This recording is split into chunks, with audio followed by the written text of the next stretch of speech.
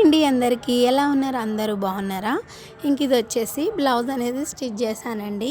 Double డోరీ అనేది పెట్టి బ్యాక్ సైడ్ బోట్ నెక్లోనే ఇలా షేప్ అనేది కొంచెం డిఫరెంట్గా ఇచ్చి బ్యాక్ ఓపెన్ అనేది పెట్టాను. హ్యాండ్స్కి వచ్చేసి ఇలా డిజైన్ అనేది వచ్చిందండి. ఫ్రంట్లో వచ్చి ఫ్రిన్స్ కట్ ఇచ్చేసి పైపింగ్ అనేది ఇచ్చాను. బ్లౌజ్ అయితే కంప్లీట్ అయింది. ఇంకా పీకో ఫాల్ అయితే వేసేలోపు మా పిల్లలు అయితే స్కూల్ నుంచి వచ్చేసారండి. ఇంకా నేనైతే సేమియా అనేది చేశాను ఈరోజు ఈవినింగ్ స్నాక్స్ కింద. నాకు కూడా తినాలి అనిపించింది ఈరోజు ఎందుకో స్వీటు.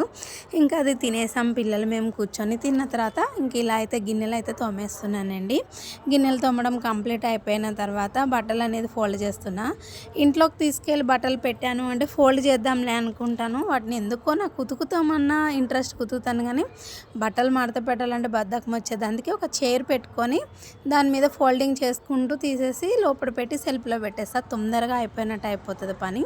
ఈవినింగ్ రొటీన్ అయితే ఇదండి. ఇంకా వంట పని అయితే ఉంది. ఇప్పుడు వంట పని చూసుకోవాలి. ఇక నా వీడియో కనుక మీకు నచ్చితే ఒక్క లైక్ చేయడం అయితే మర్చిపోకండి. బాయ్ అండి అందరికీ.